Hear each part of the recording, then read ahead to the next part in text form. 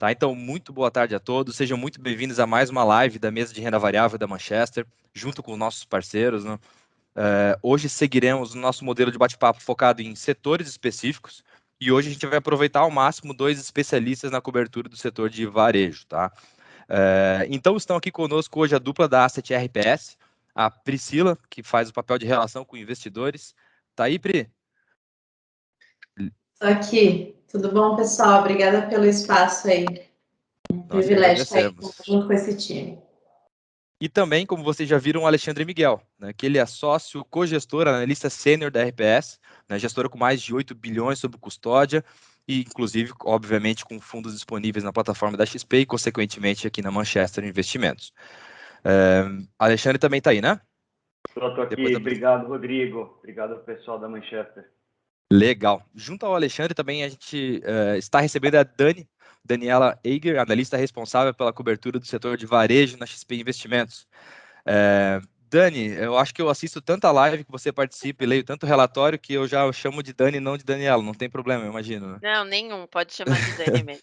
Então, tá bom. E junto com os nossos convidados, eu tenho aqui hoje ao meu lado o Marco Neuenberg. Então, é o nosso mestre e fundamentalista da Manchester, é líder de renda variável e vai nos auxiliar aí nesse bate-papo.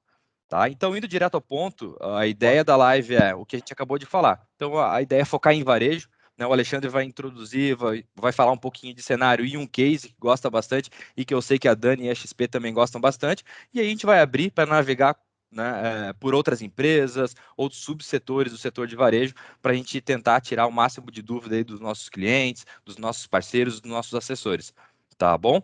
Então, Alexandre, agora é contigo. Bom, obrigado, Rodrigo. Pri, você quer fazer alguma introdução ou eu posso começar aqui com... Eu queria só comentar com vocês, a gente tem esse QR Code aqui na tela e ao longo de toda a apresentação ele fica do lado direito ali perto do logo da RPS. É só vocês mirarem e a gente vai mandar a apresentação para vocês. Então fiquem à vontade, queria realmente agradecer e a palavra é sua. Lê, pode se apresentar aí, querido. Obrigado, Pri. Vamos lá, eu queria falar, eu sou Alexandre Miguel, como o Rodrigo apresentou. Eu sou cogestor, analista lá na RPS.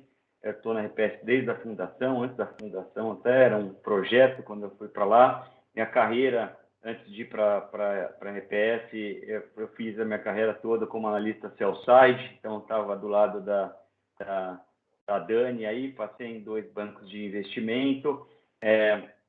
Olhei vários outros setores, né? Não só consumo varejo, então olhei lá fora, olhei Latam, e hoje na RPS eu faço cogestão dentro desse livro aqui de análise fundamentalista, junto com o Thales, né? Que é 1/3 do risco do produto principal, e esse produto, né? Que é um produto neutro, né? Sem direcional, a gente reflete as principais ações aí ideias que a gente tem como preferência no Brasil, né, no universo de Brasil, e essas ações, né, de uma maneira num fundo long only, a gente também faz a cogestão desse fundo long only, que reflete exatamente o mesmo portfólio, só que não formato, né, apenas comprado. Só para colocar um pouquinho... E aí eu vou entrar rapidamente aqui pela uma foto aqui, contextualizar um pouquinho do nosso investimento do açaí, tá? Hoje o açaí ele é a nossa segunda posição do fundo, né? A principal posição do fundo. Dentro do varejo vocês veem aí que tirando o PET, né, que a gente considera um case até que tem uma história de crescimento meio à parte, não é tão correlacionada com atividade, tal, até um outro case que a gente considera defensivo, mas a gente tem baixa exposição ao setor de varejo como um todo, no fundo. A gente está com uma visão, isso é não só aqui na gestão do long only, mas como casa, uma visão mais cautelosa com o Brasil, né? Só como pano de fundo, a gente está vendo um cenário de inflação bem, né, persistente, né, que não está arrefecendo. A leitura após leitura, a gente tem tido surpresa, aí com mais um aumento de combustível agora, foi a última que a gente teve essa semana. Esse cenário está complicando a parte de juros, né? A gente está com as taxas aqui bem altas, né? E esse cenário restritivo, junto com preocupação de crise hídrica, que abala bastante confiança, mas esse cenário restritivo por si só de juros já é um motivo para a gente estar com o pé mais atrás em relação à atividade, e isso aí explica, né, mais como só fazendo uma contextualização de cenário Brasil, um pouco da nossa cautela com o setor de varejo, né? E dentro de varejo, a gente tem sim um açaí, né, como uma posição que a gente considera defensiva, e eu, como o Rodrigo falou, queria entrar um pouquinho na tese da empresa, né, um pouco dos drivers por trás que fizeram a gente optar pela companhia e dentro desse setor e dentro como uma característica defensiva. Depois a gente abre, acho que um pouco mais para discussão do setor como um todo. A Dani passa um pouco do view dela e a gente acho que abre mais para um bate-papo, né? Mas também independente, se tiverem mais dúvidas, podem me interromper no meio aqui, tá? Bom, só contextualizando, hoje o açaí, né, ele está no mercado de varejo alimentar, que a gente estima aí faturou perto de 600 bilhões de reais ano passado, né? E aí os principais players, primeiro o grupo Carrefour, né, depois o próprio açaí, que é, na verdade, uma cisão do ativo do Grupo Pão de Açúcar, né? Foi feita a cisão do ativo e a listagem da empresa em março desse ano. Na sequência, vem os ativos remanescentes do Grupo Pão de Açúcar aqui no Brasil, com quase 30 bi, ao redor de 30 bi de faturamento. Depois o ex-Walmart, o Grupo Big, né, que está só esperando a aprovação da fusão com o Grupo Carrefour.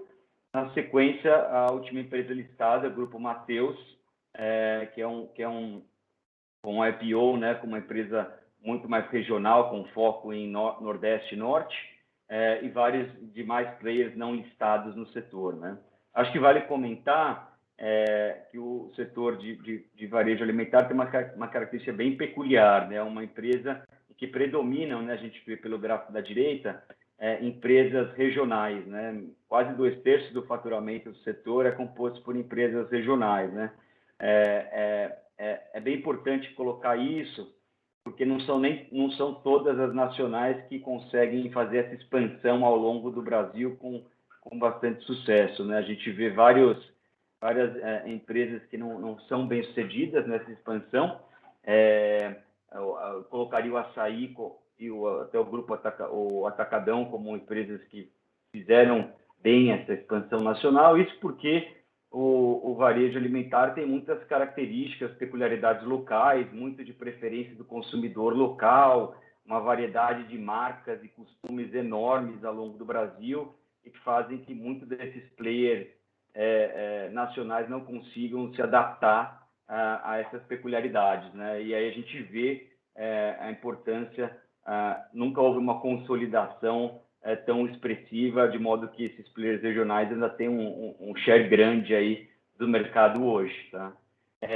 Passando só para passar pelos formatos rapidamente, esses 600 bi de faturamento, eles se quebram em o formato de atacarejos e clubes, que aí entram, né, Atacadão, próprio Açaí, o Sam's Club, 16% hipermercados, 24% supers, outros 33% varejo mais regional, e como que hoje as empresas listadas, né, estão posicionadas em termos de formato, né? O Carrefour é um pré-fusão, né? Ele é um 70-30, né, entre atacarejo e varejo.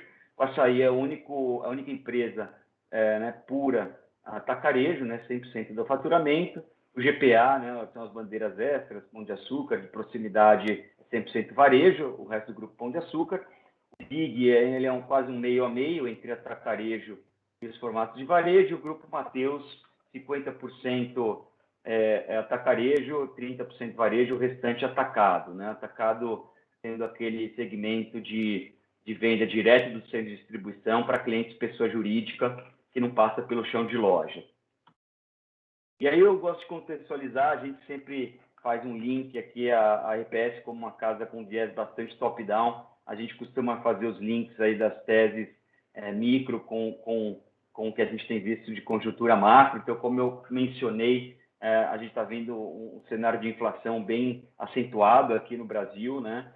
Está até um pouco desatualizado. O último IPCA 15, a inflação geral já passou dos 10% de alta, e a inflação de alimentos continua perto dos 15%, né?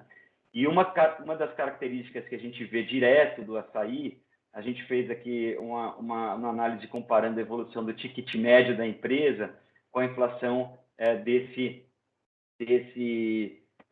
do índice, né, de inflação de alimentos. Então, diferente de várias outras empresas do setor, né,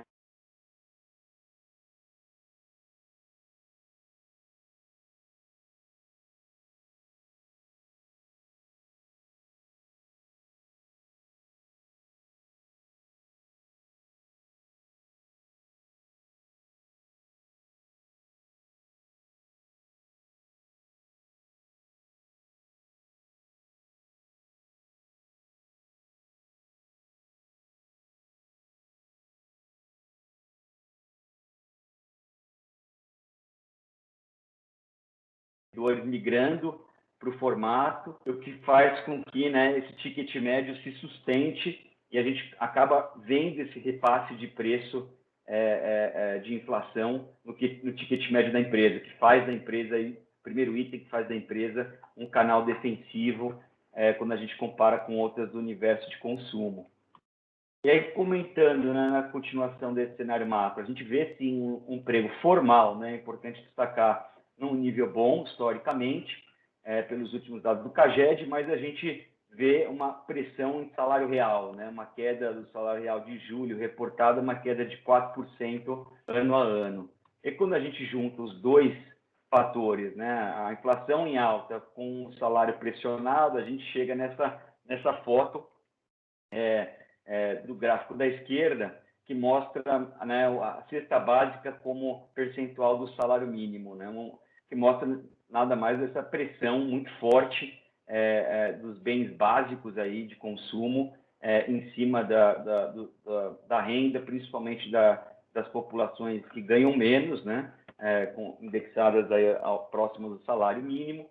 A gente vê esse índice batendo quase 60% ao longo de 2021, né, e isso é refletido nessa pesquisa da Nielsen, que mostrou o aumento de preços logo depois da questão de saúde com a pandemia como uma das principais preocupações das famílias brasileiras, né? E aí que entra, né, ao longo desse histórico de uma década de pressão incessante e as famílias tendo que lidar com isso no orçamento, um dos principais drivers de penetração do formato de atacarejo no varejo alimentar, né? O atacarejo ele dobrou de market share nos últimos 10 anos, fechou em 26% em 2020, a gente estima que chega a 27% em 2021, né? E o principal driver sendo a sensibilidade dos preços, afetando principalmente as famílias de média e baixa renda, e aí exaltando a principal característica do setor, que é o preço mais baixo, em torno de uns 10% mais baixo que o varejo e outros canais de varejo. Mas a pandemia, especificamente, ainda acentuou isso, houve mais concentração de compra em alguns canais, com a compra de abastecimento crescendo bastante, e pelo lado negativo, que a gente acha que pode até melhorar pós-pandemia, com a reabertura, né, principalmente o segmento de pessoa jurídica, que é um meio a meio. Hoje, a gente, se for falar historicamente, aí, compras nesse formato tem se dividido metade, entre pessoa jurídica e pessoa física. Esse público de pessoa jurídica, restaurantes, bares, escolas, creches, igrejas, sofreram bastante com o fechamento das atividades ano passado, e devem retomar com a vacinação, processo de reabertura, que, embora o público PJ possa voltar a desconcentrar um pouco os canais de consumo, público PF, a gente deve ter o público PJ voltando para esse canal e contribuindo com os tickets, tá?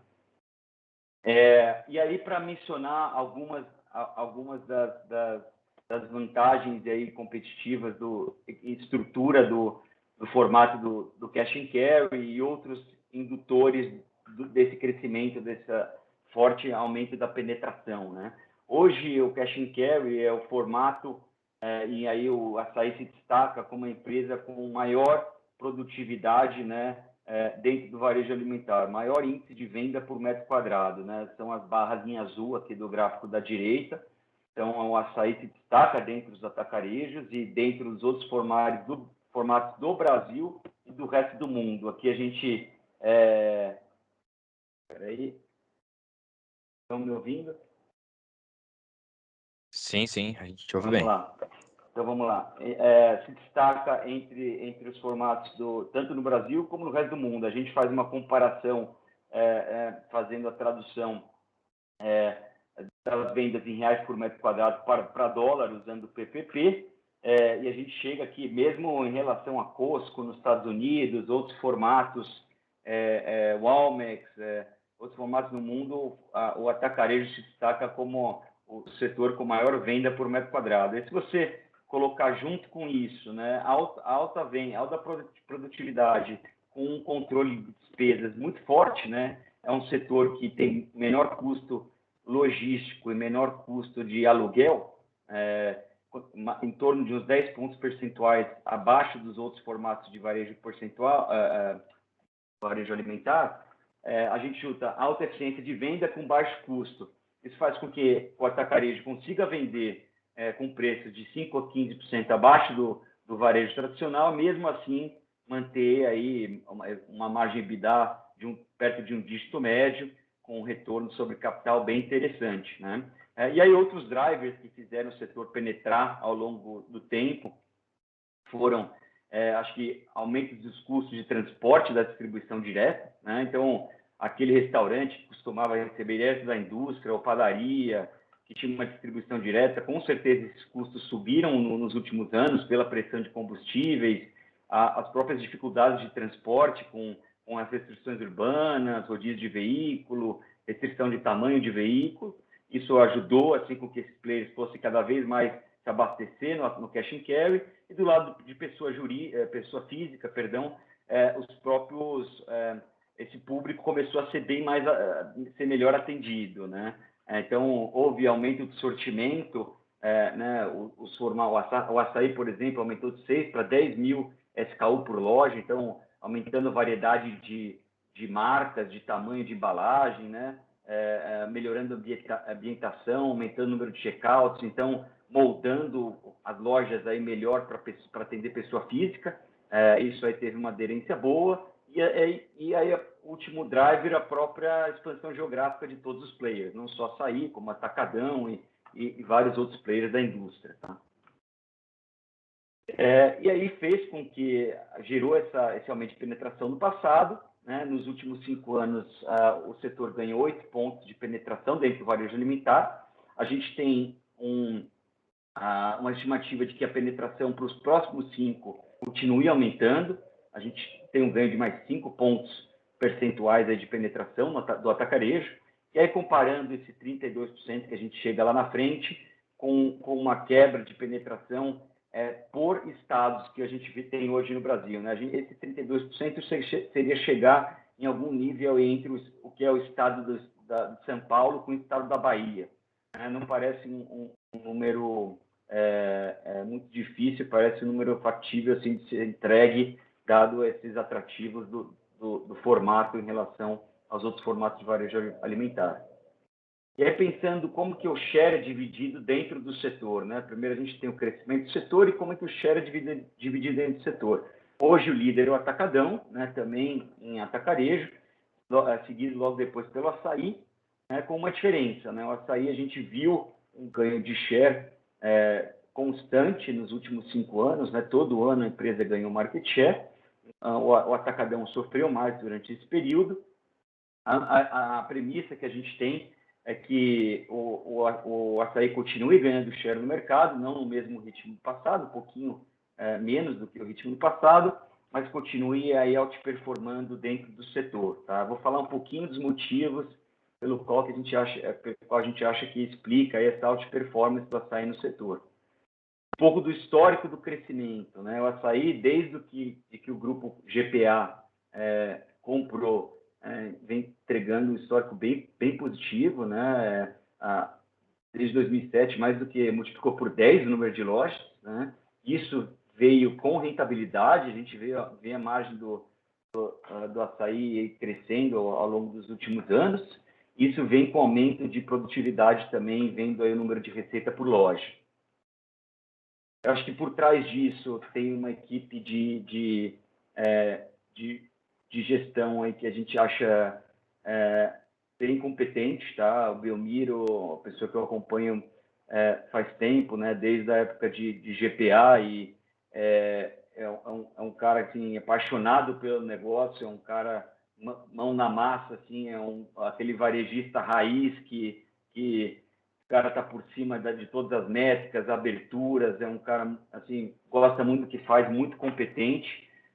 E aí colocando os 3 principais VPs, né, na média com 10 anos de empresa e 30% e 30 anos de experiência no varejo alimentar. Acho que muito do que está por trás desse histórico positivo, acho que tem a ver com o respaldo aí e a execução muito boa desse time.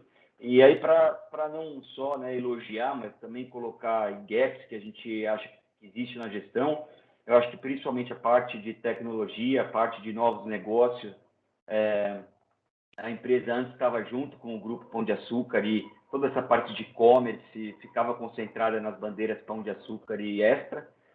Depois da cisão, acho que ficou um pouco de uma carência aí dessa área dentro da empresa e para desenvolver um pouco desses ferramentais. A gente acha que é uma área aí que a empresa tem um gap, que acho que devem endereçar ao longo desse tempo, mas hoje acho que falta um pouco dessa competência.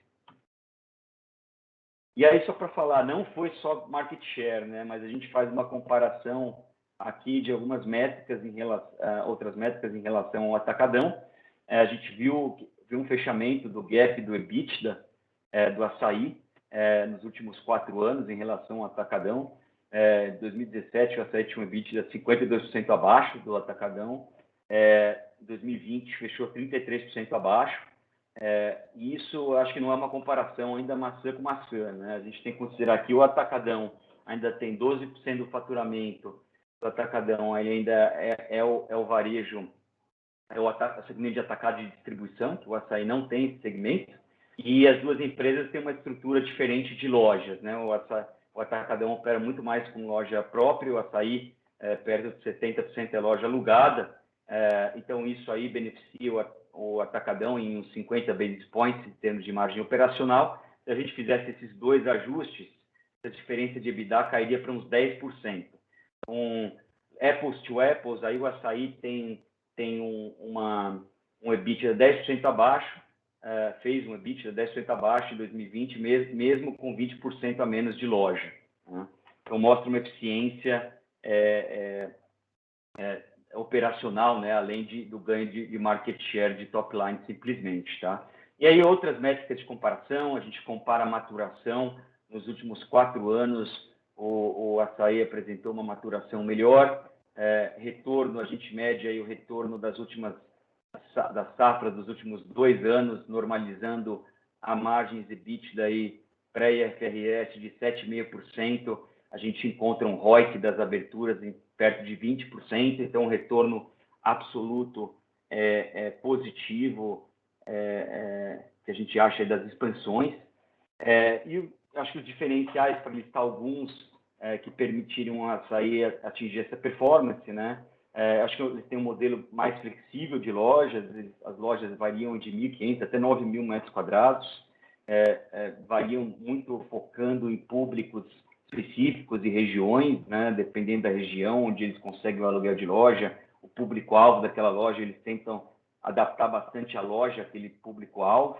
A questão da importância do varejo regional, né? O segundo ponto aqui, o açaí, a gestão do açaí, acho que há muito mérito e competência da diretoria em dar essa autonomia e fazer. Eles separam hoje a gestão em 9 escritórios regionais, dando autonomia para essa gestão regional, para definir produto, para fazer o marketing local, para escolher ponto de abertura. Eu acho que é um mérito da gestão ter feito essa regionalização aí do açaí.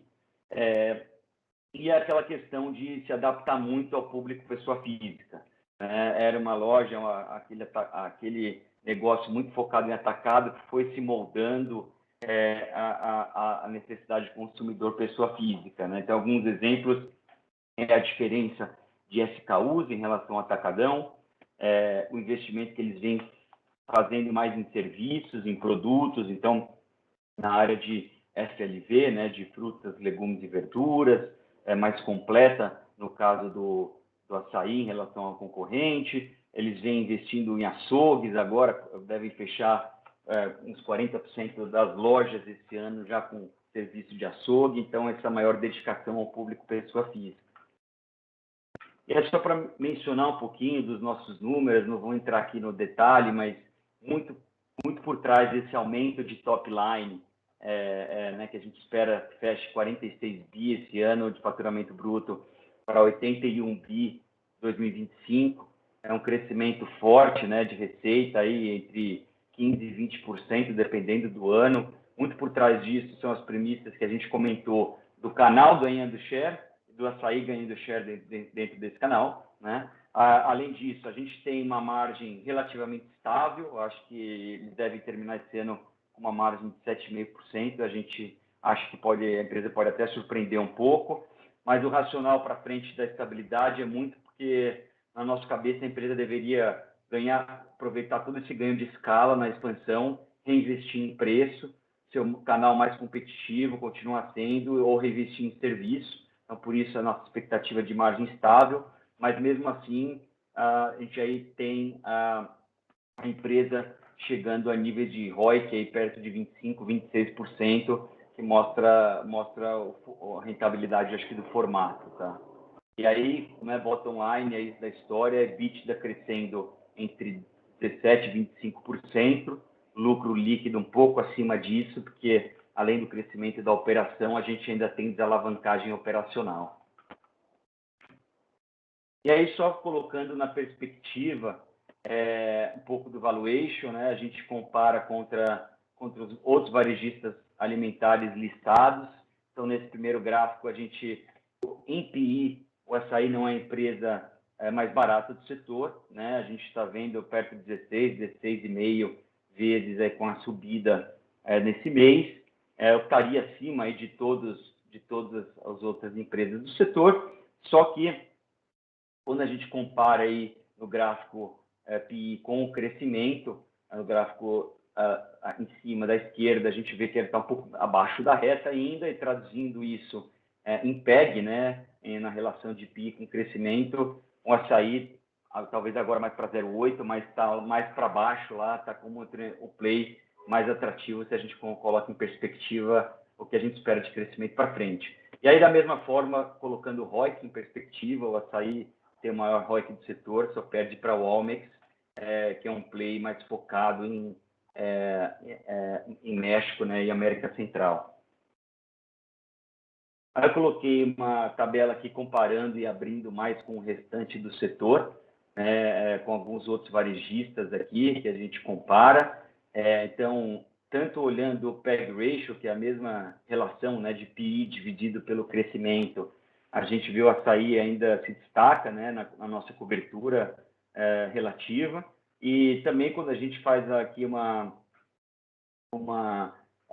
TIR, né, uma estimativa de TIR, que é um retorno, uma taxa interna de retorno nominal para alguns dos investimentos, a gente não é a única métrica que a gente se baseia para tomar a decisão aqui entre as posições, mas para alguns cases aí mais tangíveis, com menos opcionalidades, a gente acaba usando mais essa métrica.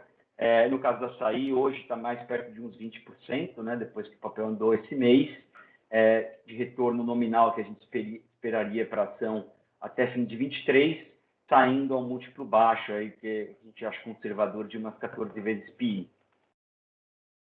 E aí, só para sintetizar aqui, e aí acho que vale a pena abrir um pouco mais a discussão, até para o resto do setor, mas a síntese da nossa tese é: a gente gosta do setor, a gente acha que é um setor defensivo em meio a essa conjuntura que a gente está vendo para o Brasil, né? Um setor que tende até a atrair novos consumidores em períodos aí de alta inflação. Eu acho que o açaí dentro desse setor é um play que opera muito bem, então com chance de continuar ganhando share e ainda entregando esses retornos bem altos que a gente vem acompanhando historicamente. Acho que qualitativamente eu comentei sobre a gestão, né? É uma gestão muito experiente e com um histórico de entrega bem favorável. Último valuation, né? Algumas métricas que eu mencionei, assim, esse cenário todo ainda de crescimento não parece estar precificado nas ações, olhando alguns dos múltiplos que eu coloquei aí nos 2 slides anteriores. E aí, só para mencionar alguns riscos do case, a gente, né, sempre levanta a bola e inclui nas nossas discussões. Eu acho que o primeiro seria, acho que inerente a essa expansão toda, esse crescimento do atacarejo, então seria o risco de dos players meio que pisarem no acelerador mais do que deveriam nessa expansão. Então, a gente vê um oversupply de lojas no setor, e isso aí poderia gerar um ambiente competitivo mais acirrado ou retornos piores para as lojas novas.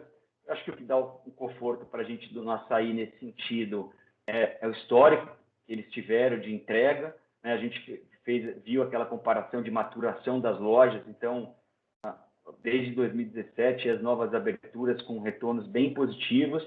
Então, a gente tem confiança que esse time aí vai continuar entregando, vai escolher ponto de forma diferenciada e abrir lojas aí de forma melhor que a concorrência.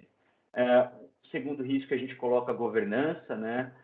O grupo Casino, um grupo principalmente com alavancagem grande na hold. Então, isso aí pode gerar, né, a gente pode ter conflitos aí de interesse, né? O que, de repente, pode ser bom para o minoritário e para a empresa como um todo, pensando no açaí, não necessariamente pode ser bom para o controlador, né? Devido aí essa questão da alavancagem, talvez interesses diversos. Eu acho que o que mitiga um pouquinho desse conflito, acho que, na verdade, mitiga bem mais em relação à situação anterior do Pão de Açúcar. É o fato do açaí hoje ser listado no novo mercado, então a gente está no nível de governança corporativo acima, comparado com as ações do Pão de Açúcar antes. 2, eu acho que é o respaldo que o management do açaí tem com o controlador. Eu acho que, dado todo o histórico de crescimento que a empresa entregou, eu acho que na nossa visão, o gestor, aí, a diretoria, tem uma voz ativa bastante grande aí nas discussões, eventuais desentendimentos aí de interesse com o controlador. E o último risco, eu coloco, é o e-commerce. O e-commerce no varejo bateu já 8%, 9% de penetração. No varejo alimentar, uma penetração muito baixa, mas a gente está vendo uma chuva de players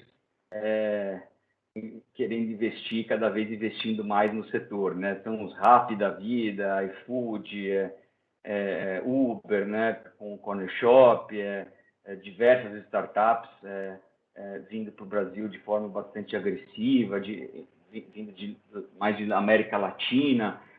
Então, de fato, a gente acompanha aí, acho que é um dos riscos, é o que a gente acompanha mais de perto, né, justamente para a gente questionar se não pode ter uma ruptura nessa vantagem que o atacarejo tem hoje, né? Então, o movimento dessas startups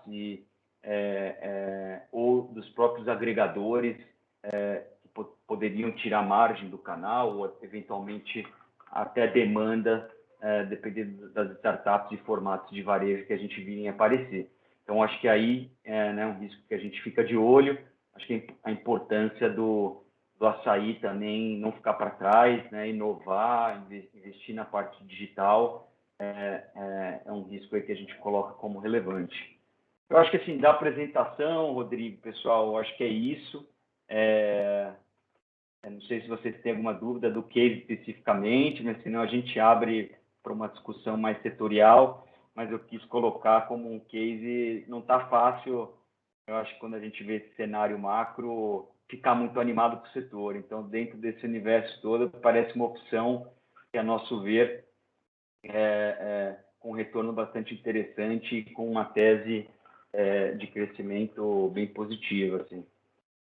Muito bom, Alexandre. Dúvidas é o que não falta, a gente poderia ficar algumas horas aqui, mas eu vou passar a bola para a Dani, né? Então a XP também tem recomendação de compra para açaí, também tem açaí como uma das suas top picks. Então eu queria entender, Dani, se o cenário base apresentado pelo Alexandre também é o que vocês desenharam e tem como base, se vocês têm alguma visão diferente, ou seja de risco, seja de oportunidades. O que você acha, Dani?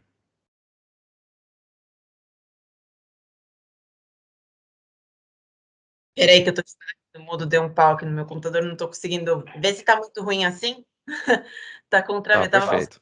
bem, de repente parou de funcionar aqui o meu microfone, mas eu vi que pelo que você perguntou, a nossa visão do açaí, a gente concorda 100% aí com o Alexandre. É a nossa preferência hoje no setor, né, do setor de um modo geral, de varejo, acho que até frente o que o Ale antecipou também, esse cenário macro mais desafiador, né, que a gente tem visto, inflação sendo um ponto bastante importante desse desafio à frente, e um canal como o atacarejo estando muito bem posicionado, tanto para uma migração de canal, né, que o Ale comentou, num cenário de renda mais comprometida. O consumidor, geralmente, ele busca ou que você vá para marcas mais baratas, né, ou, no limite, para um canal mais barato. Então, ambas esses movimentos acabam favorecendo que, no fim, você termina no atacarejo. E também em termos de dinâmica do setor de varejo alimentar, né, primeiro que é um setor mais resiliente, porque, querendo ou não, todos nós temos que comer, né, é o último bem que a gente corta, né, só em caso de extrema necessidade. E aí, na questão que também o Ale comentou de dinâmica de resultado, essa volta, né, a consumir fora de casa que a gente tem visto com a normalização, o atacarejo especificamente, ele é mais protegido pelo fato dele ter essa retomada dos bares, restaurantes e também utilizadores, que é a igreja, a escola, que estão longe da sua normalidade, isso ajuda porque eles são consumidores do canal. Ao passo que, por exemplo, os supermercados tradicionais, que a gente chama do varejo, né, que aí, por exemplo, é um GPA, que eu vi um pessoal aqui perguntando, ele acaba estando mais prejudicado nesse sentido, porque você tem essa perda do consumidor que somos nós, por exemplo, que ao invés de ir lá no supermercado comprar comida todos os dias em casa, que você estava comendo, você agora vai voltar aí para comer no bar, no restaurante, enfim, no quilo, que seja que não na sua casa, né? Então, isso acaba tendo um impacto mais forte no setor dos supermercados. Então, concordo aí 100% aí com essa explanação do Ale. Bacana, Daniela. Obrigado pela resposta. E já aproveitando, inclusive, a pergunta do Marcos, que você viu ali no chat, né? Falando de Pão de Açúcar. E aí, já abrangendo um pouquinho mais essa conversa de varejo, e aí também pode estender para o Alexandre também, de outras empresas do setor de varejo como um todo. E aí também queria entrar um pouco no e-commerce, né, que a gente está vendo aí na bolsa que está apanhando um pouco mais forte, né, no curto prazo, principalmente, né? O que vocês olham dessas empresas de e-commerce? E se tem alguma empresa que, aí, assim, expandido pelo setor de varejo como um todo, que também vocês estão enxergando boas oportunidades aí para médio e longo prazo? Tá bom, bom, só primeiro no Grupo Pão de Açúcar, a gente tem uma visão cautelosa já há algum tempo, acho que quando bateu R$ 39, se não me engano, a gente fez o rebaixamento para neutro, muito porque, na verdade, toda a performance do papel ela foi muito pautada nas notícias de desinvestimentos, né, que começaram a acontecer, a principal sendo a venda da fatia na Cenova, né, que de fato pode destravar muito valor, mas a gente sempre foi muito cético que isso efetivamente aconteceria pelo fato da companhia estar tentando vender essa fatia há bastante tempo, ser o segundo maior e-commerce na Europa, né, e ele compete nada mais nada menos com a Amazon, que é o primeiro.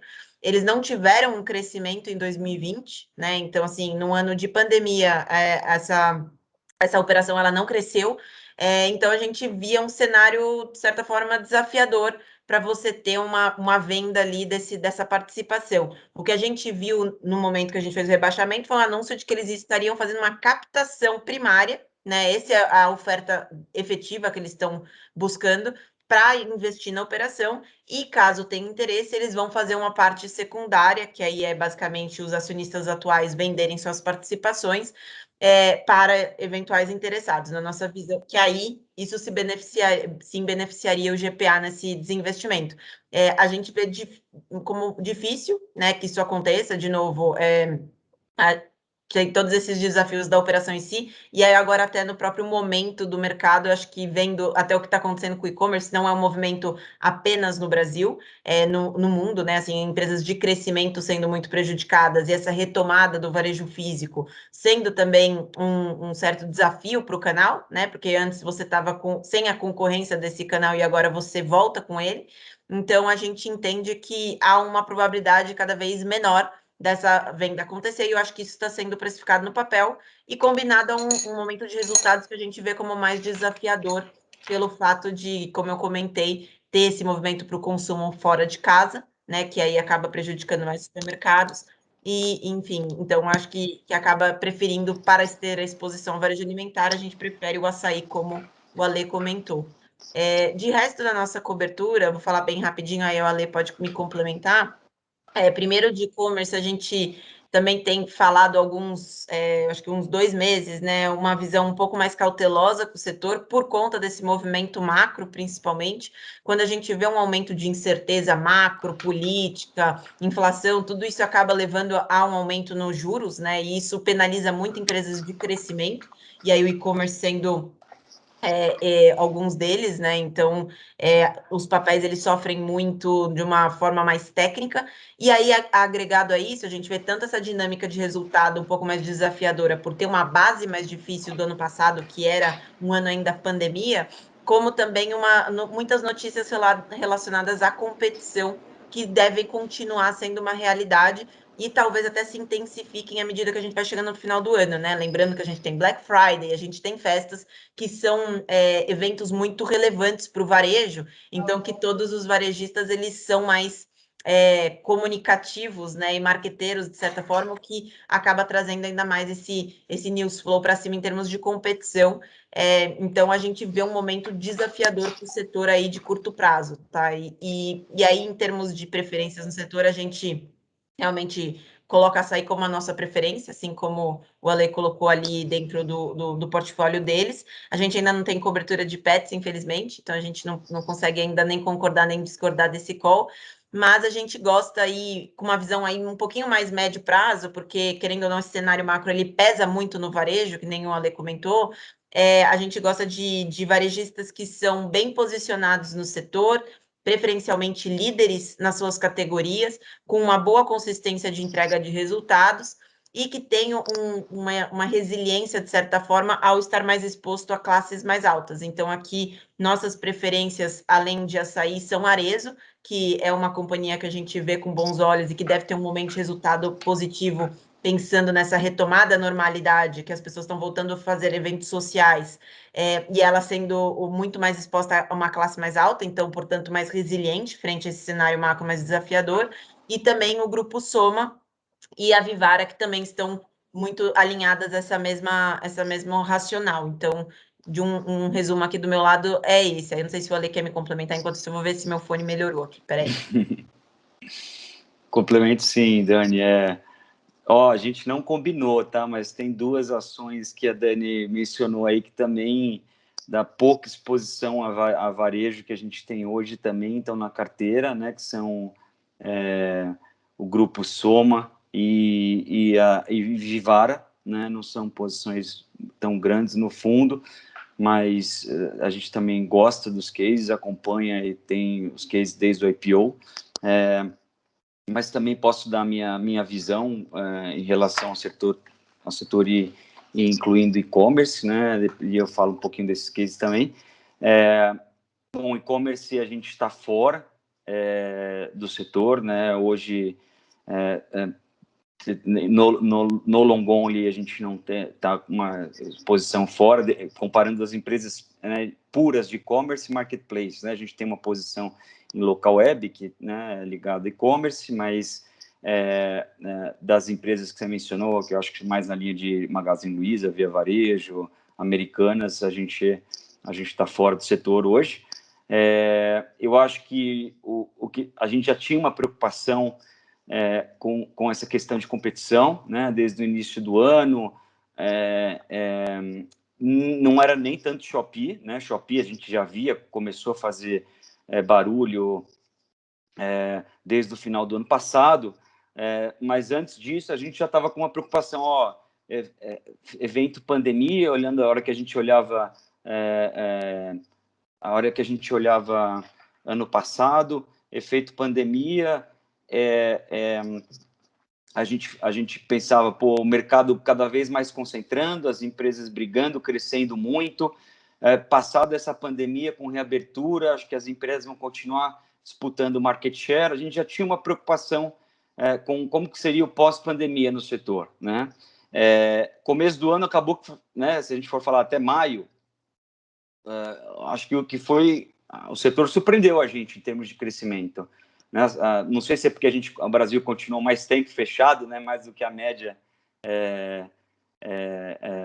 fora, né, dos países fora, mas o setor cresceu mais, as empresas cresceram mais, né? Se a gente falar primeiro, segundo tri, o mercado cresceu mais. Só que aí veio o tema Shopee, né? O tema Shopee, que a empresa, né, a gente sabe que é uma divisão da Sina, uma empresa que opera muito bem no mercado asiático, apareceu muito rápido no mercado brasileiro, né? A gente acha que esse ano eles já podem terminar com um market share acima de 5%, 6%.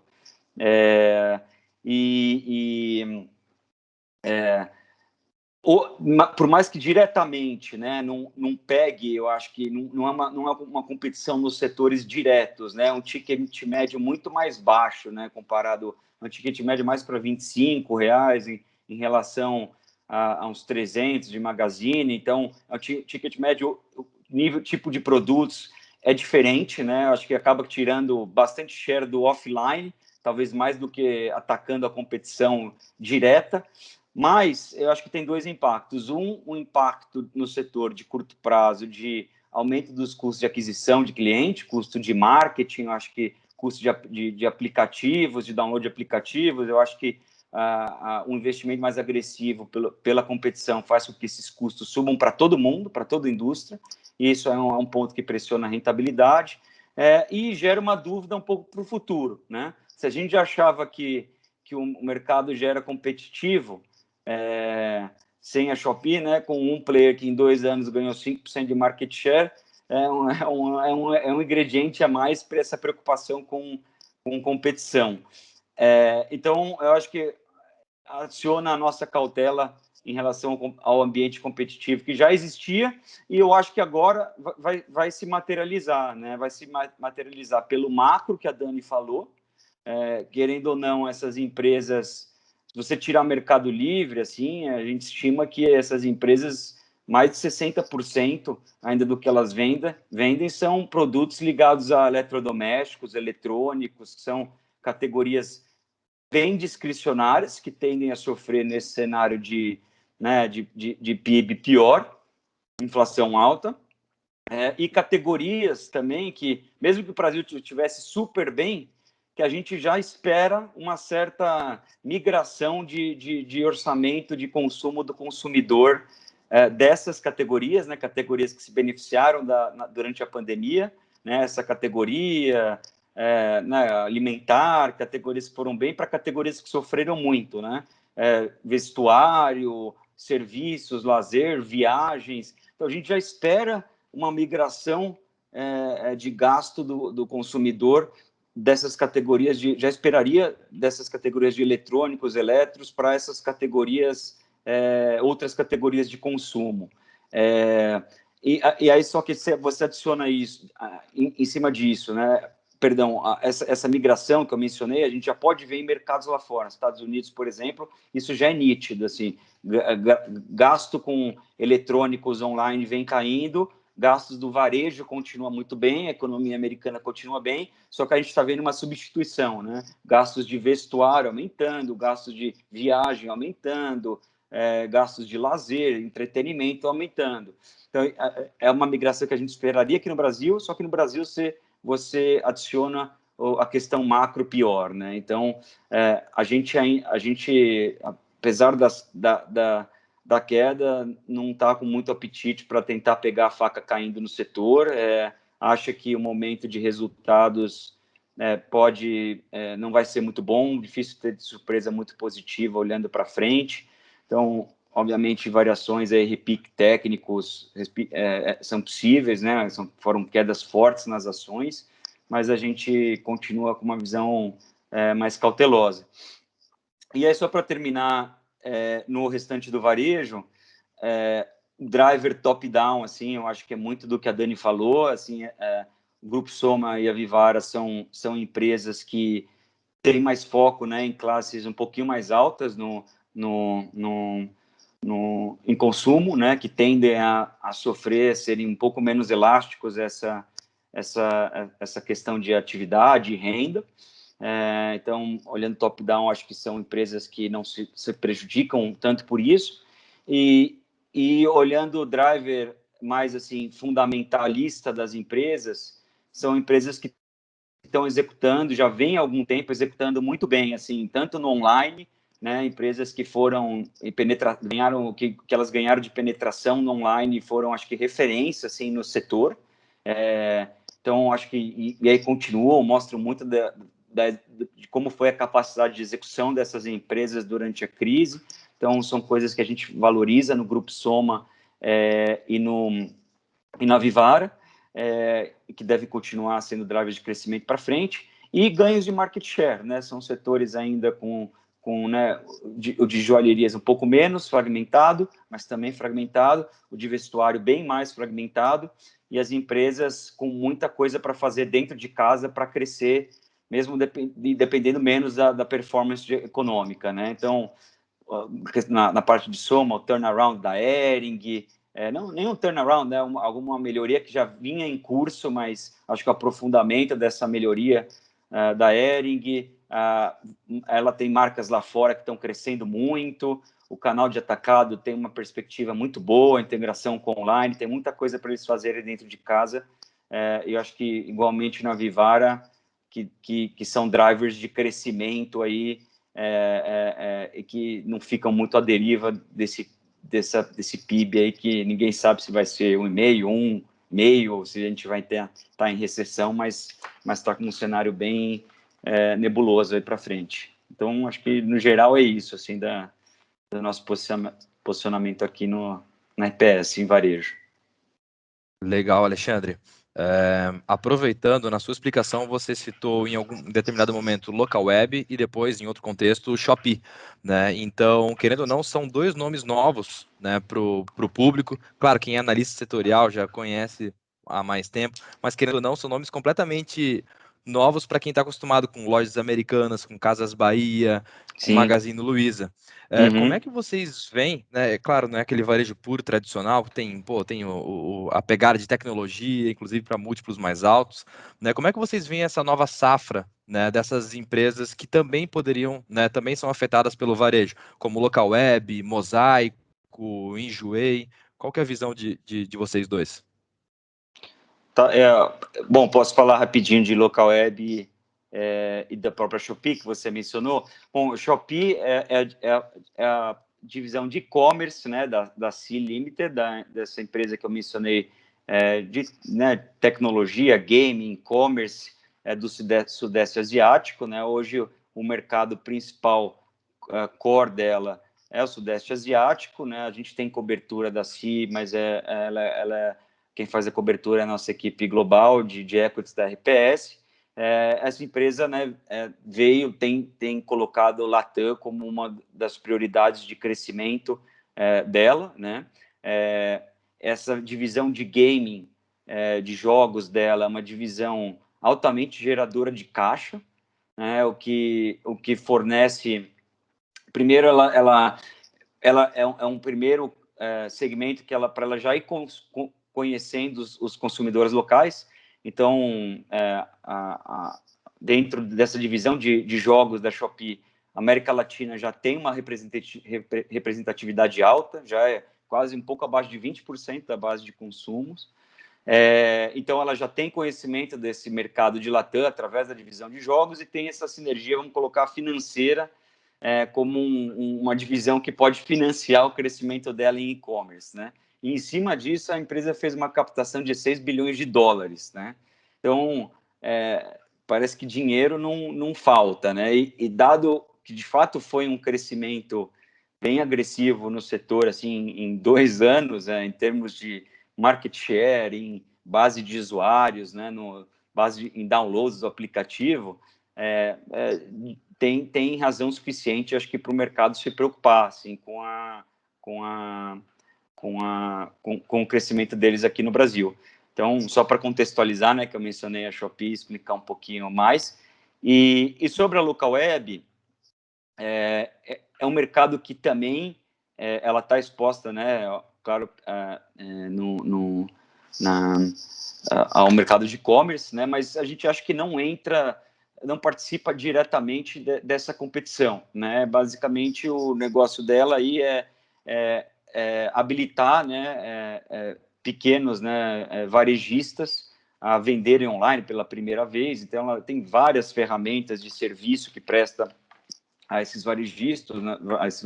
Um deles é a parte que fornece o acesso online ao site, a e-mail, a hosting desses varejistas ao mundo online.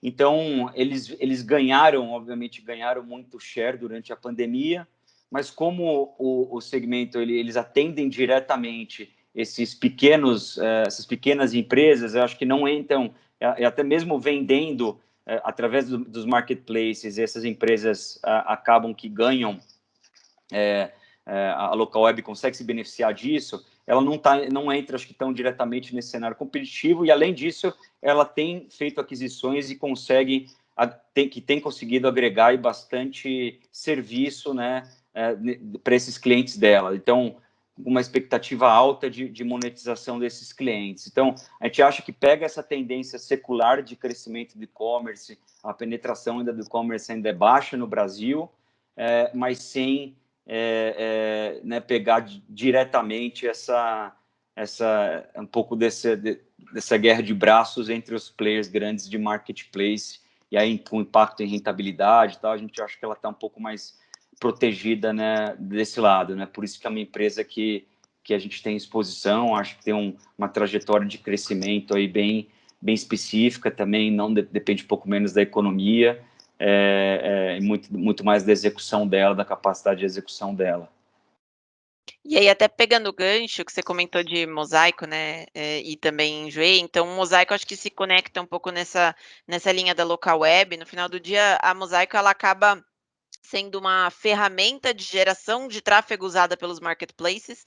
Basicamente, né, a Mosaico ela tem o site mais famoso é o Buscapé, então acho que imagino que vários de vocês já devem ter usado. Então você procura um produto, compara preço ou vê críticas, né, avaliações, e aí eventualmente quando você vai lá e clica, né, para ser redirecionado para um site, é quando ela efetivamente é remunerada, né? Então ela é o chamariz, né? No final do dia ela tenta engajar esse consumidor e no final do dia educar esse consumidor ao longo do processo, seja para falar qual é a melhor marca, qual é o melhor aparelho, qual é o melhor momento para comprar, porque ela tem aquele histórico de preços, ou mesmo qual é o melhor marketplace para você comprar, porque ela compara as propostas de valor, e aí quando você clica é quando ela é remunerada. Então, ela não compete diretamente com os grandes marketplaces, inclusive ela é beneficiada de um cenário competitivo, porque no final do dia, o que os marketplaces mais querem é tráfego, né? Então ela gera esse tráfego e ela gera um tráfego, entre aspas, inteligente, no sentido que o cliente que passou pelo Buscapé, com certeza ele usou algum tipo de recurso adicional para tomar sua decisão, seja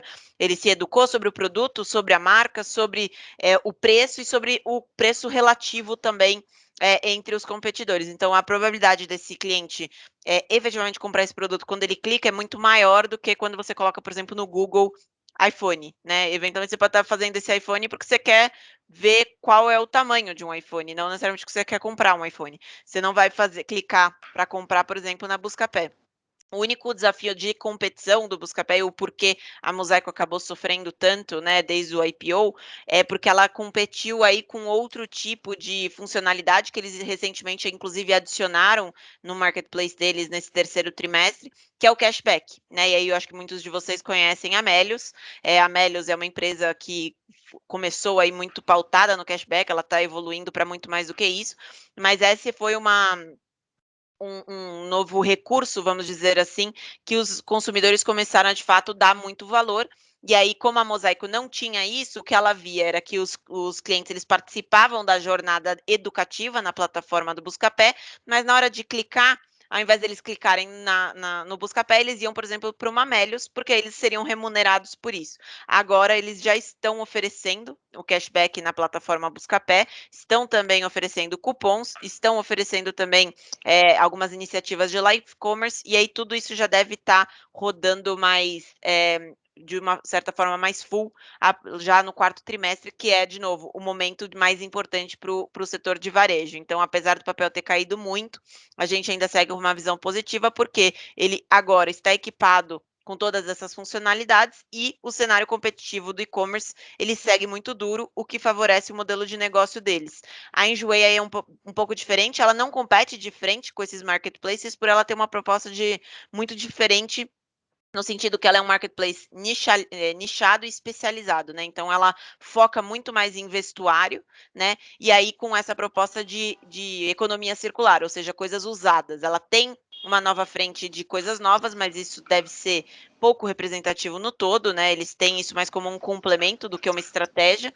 E aí, o ponto dela ter sofrido tanto, eu acho que está muito relacionado a, primeiro, o cenário macro, que eu comentei, né? Que, querendo ou não, penaliza histórias de crescimento, e a Enjoei, ela é uma grande história de crescimento, porque ela ainda nem tem geração de resultado positivo, né, EBITDA e lucro, e ela nem se propunha a entregar isso no curto prazo, tá, desde o IPO, isso já era de certa forma sabido, é muito mais no crescimento de receita.